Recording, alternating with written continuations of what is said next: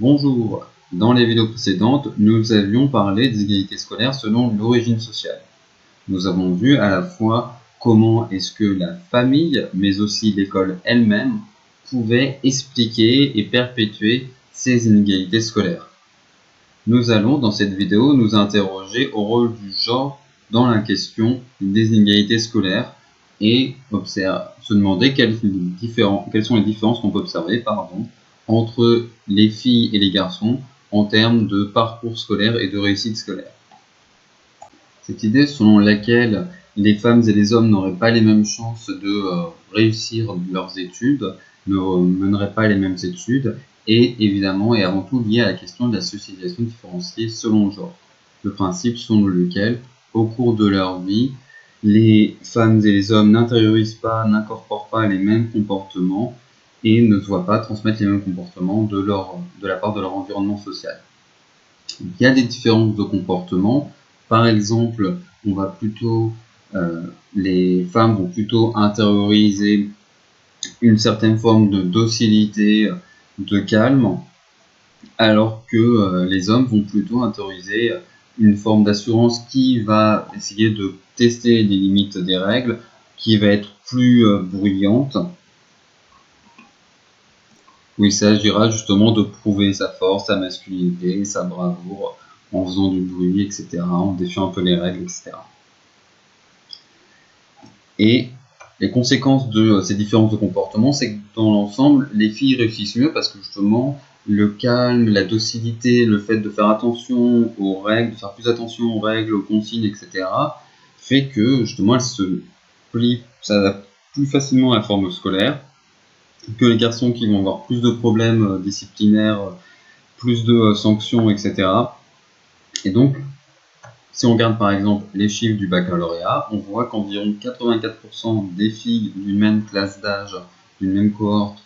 ont le baccalauréat, contre 74% des garçons d'une même génération, donc un écart de quand même 10 points de pourcentage, c'est pas négligeable. Et quand on regarde le plus haut diplôme obtenu, on voit que 33% des femmes obtiennent une licence ou un diplôme du supérieur, alors que c'est le cas de seulement 25% des hommes. A l'inverse, 29% des hommes ont soit aucun diplôme, soit juste un diplôme niveau CAP et BEP, alors que cela ne concerne que 22% des femmes. Donc on voit bien que les femmes ont plus de chances d'obtenir leur baccalauréat, plus de chances de faire des études longues que les hommes dans l'ensemble. Néanmoins, quand on regarde dans le détail, quand on regarde justement au sein de chaque filière, on voit notamment que les femmes sont sous-représentées dans les filières scientifiques. Quand on regarde par exemple les étudiants dans les sciences de l'information et de la communication, donc en gros tout ce qui est informatique, etc., on voit que seulement 17% des étudiantes et étudiants dans ces filières sont des étudiantes, sont des femmes. Un chiffre qui peut certes monter à 33%, ce qui reste quand même minoritaire en Bulgarie, mais qui peut aller jusqu'à seulement 6% des étudiantes et étudiants aux Pays-Bas, dans ces filières aux Pays-Bas. Et donc en France, on est un petit peu en dessous de la moyenne, mais vraiment très proche de la moyenne, puisque 16% des étudiants et étudiantes en sciences de l'information et de la communication sont des filles. Cette différence d'orientation est liée notamment à la façon dont les femmes voient leurs compétences dans justement tout ce qui est sciences dures, mathématiques, etc. Et à nouveau à cette question de la socialisation qui a plutôt tendance à associer ces sciences naturelles, les mathématiques, etc. aux hommes et à associer plutôt les femmes à tout ce qui est sciences humaines ou littérature. Donc on voit bien que là vous avez donc les élèves triés en fonction de leur niveau, donc à partir de leurs notes, de façon plus ou moins objective, et la façon dont ils se perçoivent eux-mêmes. Et on remarque que 84% des garçons avec donc de bonnes notes se perçoivent eux-mêmes comme bons ou très bons, alors que c'est le cas de seulement 55% des filles avec des notes comparables. Et à l'inverse, parmi les filles et les garçons avec des notes assez faibles, vous avez 49% de ces filles qui estiment être mauvaises, voire très mauvaises en mathématiques, alors que c'est le cas de seulement 39% des garçons avec des notes comparables. Donc on voit bien que les garçons ont tendance à surestimer par rapport aux filles, pas une question d'être objectif, mais de surestimer par rapport aux filles leur niveau en mathématiques. Quand on compare un garçon et une fille avec des notes comparables, on voit que les garçons ont une meilleure estime, une estime plus élevée de leur niveau. De même, vous avez des expériences qui ont été faites où on a proposé à des filles un exercice, parfois en présentant comme un exercice de géométrie, parfois en présentant comme un exercice de dessin, et les filles, c'est le même exercice, mais l'exercice est mieux réussi quand il est présenté comme un exercice de dessin que comme un exercice de géométrie. Donc on voit bien que la socialisation pousse les filles et les femmes à s'associer plutôt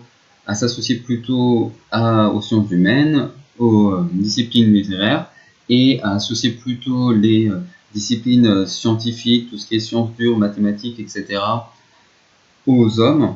et du coup à ne pas aborder les exercices et les filières de la même façon,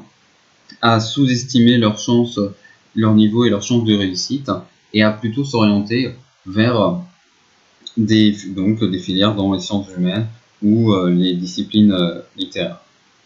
Et en dehors, évidemment, il ne s'agit pas simplement de se dire est-ce que j'ai les moyens de le faire ou pas, mais aussi simplement de se dire de développer des préférences, parce que c'est plutôt surtout ça qui va être important et jouer, de développer des préférences vers, donc, comme on l'a dit, les sciences humaines et les disciplines littéraires plutôt que vers les sciences dures. Donc ça, on l'a vu, mais donc, les filles réussissent mieux, mais sont sous-représentées dans les filières scientifiques. À noter aussi que si les femmes, donc comme on l'a dit, sortent du système éducatif avec un meilleur niveau que les hommes, ce qu'on a vu, leur insertion professionnelle est moins bonne. Quand on regarde par exemple pour un même niveau de diplôme, quel est le taux d'emploi stable, on voit qu'il y a un écart d'environ 8 points de pourcentage entre les femmes qui ont un master et les hommes qui ont un master et qui ont un emploi stable 30 mois après avoir eu leur diplôme. Même chose, parmi les personnes qui ont un master et qui ont un emploi type cadre ou position intermédiaire, vous avez 82% des femmes contre 90% des hommes. Donc à nouveau, on observe cet écart de 8 points entre les femmes et les hommes. Donc on voit bien assez logiquement qu'en fonction du niveau du diplôme obtenu, vous avez plus ou moins de chances d'obtenir un emploi stable, plus ou moins de chances d'obtenir un emploi de cadre ou position intermédiaire. Ça, il y a une certaine logique là-dedans, mais qu'à chaque fois, il y a un écart plus ou moins important, plus faible en effet quand on regarde les étudiantes et étudiants de master, mais qui est quand même par contre assez fort quand on regarde les étudiantes et étudiants en licence professionnelle ou en DUT, un écart selon le genre.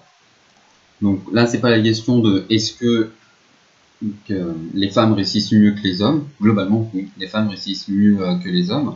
Ces unités de genre ne jouent pas contre les femmes quand on regarde le parcours scolaire.